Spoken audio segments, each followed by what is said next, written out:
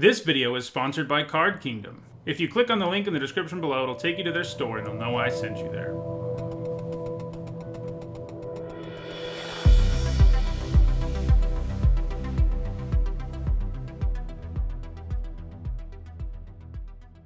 Hi everyone, I'm Nitsa Hone, and it's Friday, so that means it's time for another MTG Top 10, the series where I rank cards based on their historical performance and Magic's highest level of competition. I've been doing these videos since 2016, and I've done over 340 of them, and that means that some of the lists could really use updates. In May of 2017, I did an MTG Top 10 on the Lifelink. Almost 4 years has passed since then, so it seemed like a good time to revisit that list. A lot of time has passed, and there's been some pretty significant changes to it. In this video, I'll talk about the cards that fell off the list since 2017, as well as discuss the newly updated Top 10. To be eligible to appear in this video, a card had to have the word Lifelink somewhere in the text box, which means that any card that has Lifelink, grants Lifelink, or makes Lifelink creature tokens was eligible. In all, there were 305 cards that could make it on this list. Before we get started, here's a quick reminder on how I score cards in these videos. A top 8 at a Pro Tour, Players Tour, Mythic Championship, Mythic Invitational, Legacy, or Vintage Championship is worth 2 points,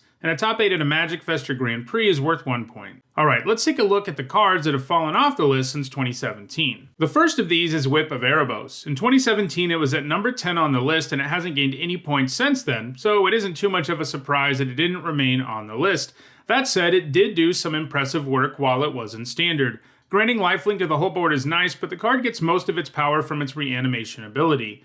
While the creature it brings back only sticks around for a turn, the decks that ran it in Standard made sure to bring back targets that did something significant, even if they only got to attack once. The main reanimation targets for Whip of Erebos were Grey Merchant of Asphodel and Hornet Queen. The Merchant would drain a bunch of life, and the Hornet Queen would leave her insect tokens behind. Whip decks never saw play anywhere outside of Standard though, and the Whip got passed by other cards as a result. It is almost 20 points fewer than the new number 10 on this list. Sorin, Solemn Visitor, also fell off the list since 2017, and it took a much more precipitous drop than the Whip did. Back in 2017, this Sorin was number 2 on this list, and now it didn't even make it. He comes with a powerful suite of abilities. His +1 is a great go-wide payoff, as pumping the power of your whole board and giving it lifelink can make it hard for your opponent to ever win the race. His -2 makes a vampire token that can protect Sorin, and it of course also benefits from the +1 ability. Then he has an ultimate that triggers an edict effect on your opponent's upkeep every single turn.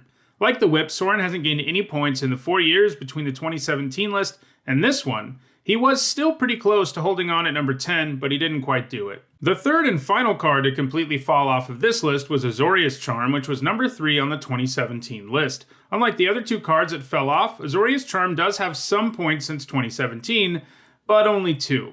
That left it 1 point away from making the list this time around. Like most charms, Azorius Charm is a modal spell with 3 options, one of which grants your whole team lifelink. That can come in handy in situations where you're able to attack your opponent pretty effectively, but you're worried you might die on the backswing. Meanwhile, the other 2 effects are useful when you don't have much of a board state. Making an opponent's creature go to the top of its owner's library and drawing a card are nice additional options. Alright, now let's move to the newly updated MTG Top 10 for Lifelink. At number 10, it is Murderous Rider, which is the only card on this list that didn't even exist back in 2017. Murderous Rider, like a lot of adventure cards, is strong because of its flexibility and 2-for-1 potential. Murderous Rider's adventure is Swift End, an instant which can destroy a creature or planeswalker pretty efficiently, and you also lose 2 life. But after the rider goes on that adventure, it can come down as a 3-mana 2/3 with lifelink, so gaining back the 2 life you paid for it isn't too difficult. If you end up in a situation where you just need the body and you don't really need the removal spell, there is nice additional upside in the fact that you can just cast Murderous Rider normally. When the rider dies, it gets shuffled back into your library too. That is mostly downside because it makes it harder to bring it back for the removal spell over and over again. The efficient 2-for-1 the rider can give you has made it attractive in many formats, and it has been widely played in a variety of black decks in Standard, Historic, and Pioneer, and that's what gives it its score, which was just enough for it to outscore both Sorin and Azorius Charm. The rider is likely to gain points going forward. At number 9, it is Griselbrand, which was not ranked at all on the 2017 list. That may come as a bit of a surprise given the fact that Griselbrand is insanely powerful and one of the most problematic creatures to face down in the entire game. He's huge, lets your opponent draw a bunch of cards, and then the lifelink makes paying life for those cards not much of a cost. Gristlebrand is hard to beat, even if immediately killed.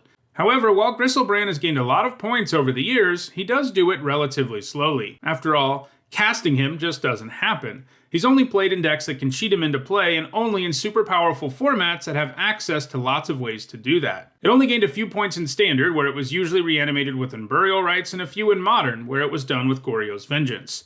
The Eternal formats are where it's easiest to do, though. In Legacy, this is often accomplished with Show and Tell, Sneak Attack, and various reanimation spells, and in Vintage, it's usually done with Oath of Druids or Show and Tell. Gristlebrand has gained 25 points since the 2017 list, and that was enough to help it make the list this time. I think in the long run, Gristlebrand will continue to steadily gain points and stick around on this list for the foreseeable future. At number 8, it is Westvale Abbey, which has dropped from being the number 6 card on the list. Westvale Abbey starts out as a land that churns out creature tokens rather inefficiently, but it has the ability to transform into the imposing Ormondal once you have enough creatures to sacrifice to it. Ormondal is a scary creature that's pretty difficult to do anything about, especially because it has haste and will be smashing face right away, while its owner gains a ton of life. Westvale Abbey also benefits from the fact that it's colorless, meaning that any deck that has tons of creatures can play it and have Ormondal as a plan B that they keep in their back pocket. This means tons of aggressive decks ran it in Standard. This includes the more combo-focused Cryptolith Right decks, but also more traditional aggro decks like White Weenie, Selesnya Tokens, and Mono Black Zombies. It also has a couple of points in Modern, where it's been played in Collected Company and Elf decks. It's gained 8 points since the 2017 list, but none of them have come since 2018, so it may be in trouble in terms of staying on this list in the long run.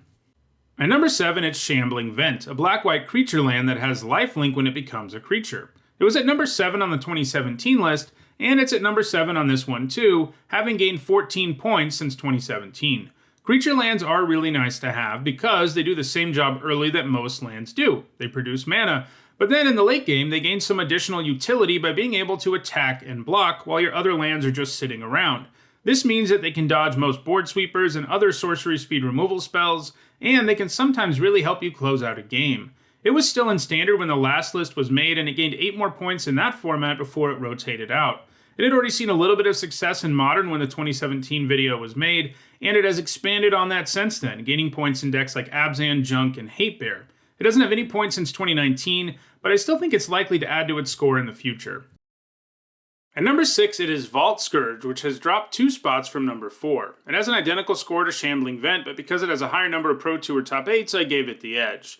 Thanks to Phyrexian mana, Vault Scourge is effectively a 1-mana 1/1 flyer with flying and lifelink. Sure, you have to pay 2 life as well, but it has lifelink, so it won't have a hard time getting that back. Importantly, it's also an artifact creature. Vault Scourge has been the most at home in modern affinity decks, where it has been played alongside Arcbound Ravager and Cranial Plating, both of which are cards that can make the Scourge hit a heck of a lot harder, which of course means you're gaining a ton of life and making it really hard for an opponent to ever win a race against you. The Scourge has gained 8 points since the 2017 list, but it hasn't gained any since 2019, and affinity decks in Modern have morphed into +1/+1 counter decks, and they don't really have the room for a creature like the Scourge, who doesn't do anything with counters on its own.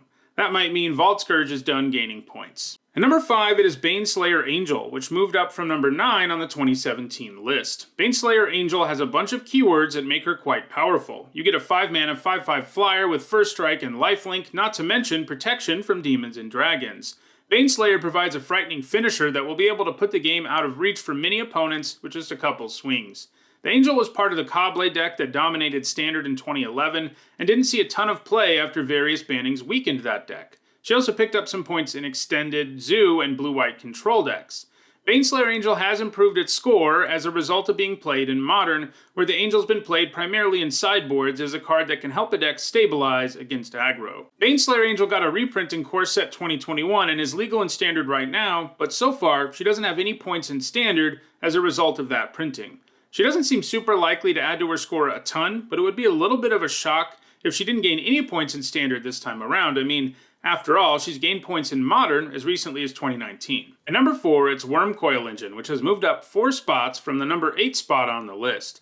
It's done this on the strength of gaining 30 points in the last 4 years. Not only is it a huge creature with lifelink and death touch, when it dies it also makes 2 3/3 tokens, one with lifelink and one with death touch. Dealing with Wormcoil Engine is a pain, and if you don't have a way to exile it or otherwise deal with it without actually killing it, you'll probably lose. While it was played some in Standard, it's really excelled in Modern, where there are several decks that can put it into play super early. Tron decks can do it on turn 3, as can decks running Bounce Lands and Amulet of Vigor. Wurmcoil Engine is hard enough to deal with when it comes down late, so it coming down early is a real problem. In addition to seeing tons of play in Modern over the last few years, it has also added to its score in Magic's most powerful format, Vintage, where it's seen a lot of play in Mud, a mono artifact deck that specializes in producing tons of colorless mana, so you can see why the engine is played there. Wurmcoil Engine won't be slowing down anytime soon, and it is possible for it to climb further up this list in the future, though the cards in front of it all, obviously, have some pretty impressive resumes. At number 3, it is Kalitas of Get, which has moved up from the number 5 spot on the 2017 list. He's been super active since 2017, adding 41 points to his score. Kalitas does a bunch of stuff. While his stat line isn't ultra impressive, it is pretty good with everything else he has going on. Getting a 2/2 zombie token anytime one of your opponent's creatures dies is some great value, and it doesn't hurt that all of your opponent's creatures also get exiled when they go to the graveyard, helping you to disrupt any graveyard shenanigans.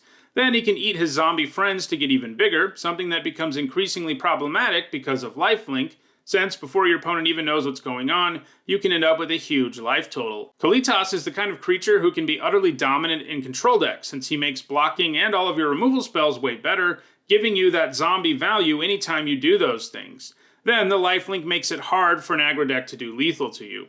He was heavily played in Standard, at first primarily in control decks, but later on in his time in Standard he was played in zombie tribal decks, since he gave you lots of zombies and could even eat them. Kalitas had a few months left in Standard after the 2017 list, and gained 10 more points there before it rotated. Back in 2017, Kalitas had already gained a few points in Modern Jund decks, and it's managed to continue to be an important card in that format. Kalitas has also benefited from the creation of the Pioneer format. It's been played there in a variety of black decks, both as a control deck win condition and a way to hate on the format's powerful graveyard decks, like Sultai Delirium and the now banned out of existence Dimir Inverter deck. Kalitas is going to continue to gain points in Modern and Pioneer, and has a decent shot at moving up higher on this list in the future. At number 2, it is Aethersphere Harvester. In 2017, the Harvester didn't even make the list, as it was a relatively new card with only 33 points. However, as you can see, it's been incredibly active since then, gaining 74 points in the last 4 years.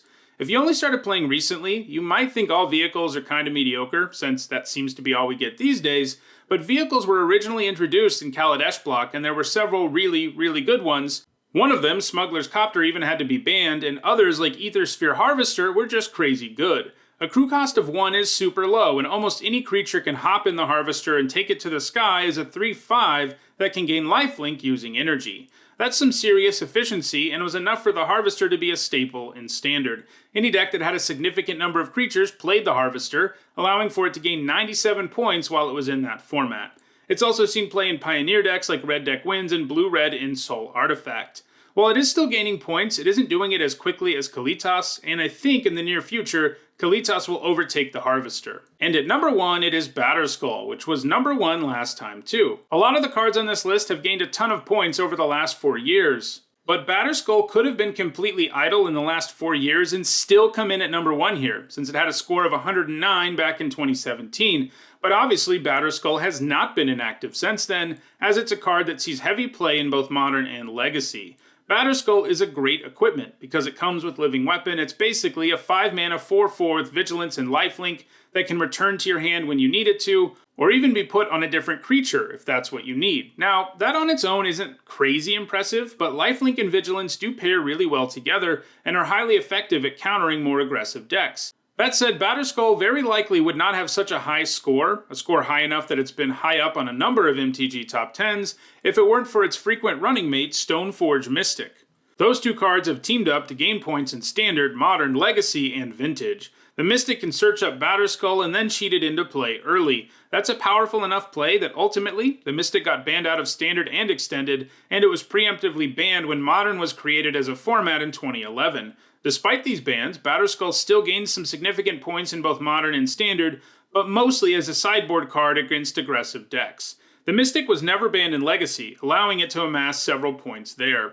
In 2019, the Mystic also got unbanned in Modern, leading to a resurgence in Modern for Batterskull. So Batterskull has gained a ton of points in the time between the two lists. It's going to continue to gain points, and it has a big lead over all the other cards on the list. So, if I look at this list again in 4 years, Batterskull will probably still be on top. Well, those are the top 10 Lifelink cards in Magic's competitive history. If you want to own any of the cards on this list, you can find a link in the description to each of them within the Card Kingdom store. If you enjoyed this video, please like it and share it, as that makes it easier for other people to find it. If you want to stay aware of future videos, please subscribe and turn on notifications. And if you need to catch up on all of the other MTG Top 10s, you should see the playlist on your screen now. Thanks for watching.